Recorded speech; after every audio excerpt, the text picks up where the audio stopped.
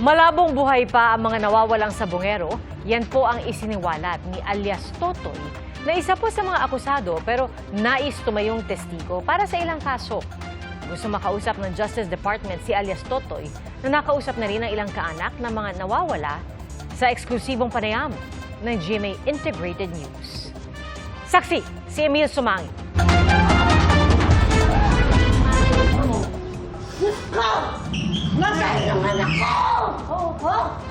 Hindi napigilan ng mga kaanak ng ilang nawawalang sabongero ang hinagpis ng makausap nila si alias Totoy. Ang isa sa mga akusado pero nais tumayong testigo sa kaso. Halos 4 na taon na kasing nawawala ang 34 na sabongero, kabilang ang mga nag-derby sa Maynila at Laguna. Mga nanay, kamag-anak, handa po ako makipagtulungan sa inyo para makamit ang inyong hostesya. Isa ang paulit-ulit na tanong ng mga kaanak noon pa man. Buhay pa ba sila o mga patay na? Wala po ako may sagot niyan. Ang akin lang na maibigay ko lang ang hostesya ng inyong pamilya. Pero kung akong tatanungin sa ngayon, mukhang malabo na buhay pa sila. Pero alam niyo po kung saan po sila dinala? Kahit mga buto naman lang po, makuha po yung anak ko. Maawa naman po. Sa ngayon na hindi na natin makita yung buto. Pero alam ko kung sino ang natalikod nito. Naku, Diyos ko! Ang sagot ni alias Totoy, dumurog sa pamilyang nangungulila. Sa eksklusibong panayam ng GMA Integrated News, ikinuwento niya ang ilang detalye sa sinapit ng mga nawawalang sabongero. Ano mabubuhay yan? Nakabaon na yan doon sa talik. Lahat yan. Kung hukain yun, mga buto-buto na lang, paano natin makilala na sila yun? At hindi lang ang missing sabongero tinatapon doon, pati mga drug lord. Masaklap man, kailangan niya itong ilahad ngayon. Killing ni Suple. Ang killing ni Suple, yung tie wire, pinipihit sa leeg. Kwento pa niya, iniipon at kinakausap niya muna ang mga nakuhuling ng daraya sa sabungan.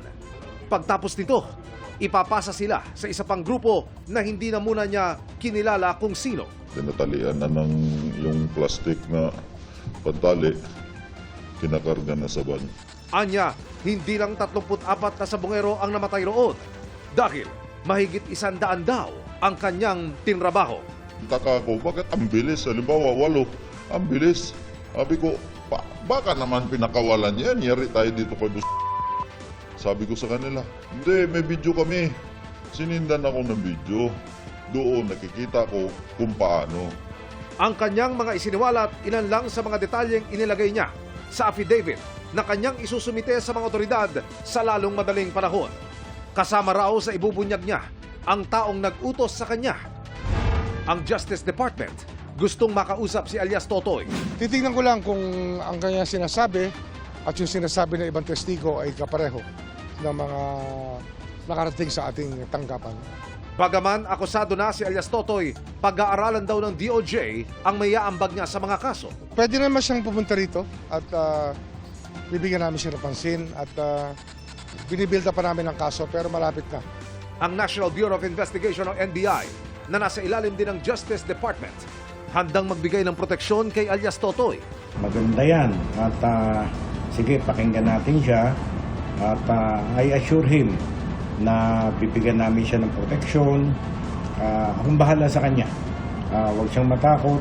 Ganyan din ang tugon ng Philippine National Police na welcome development ang pagharap ni alias Totoy.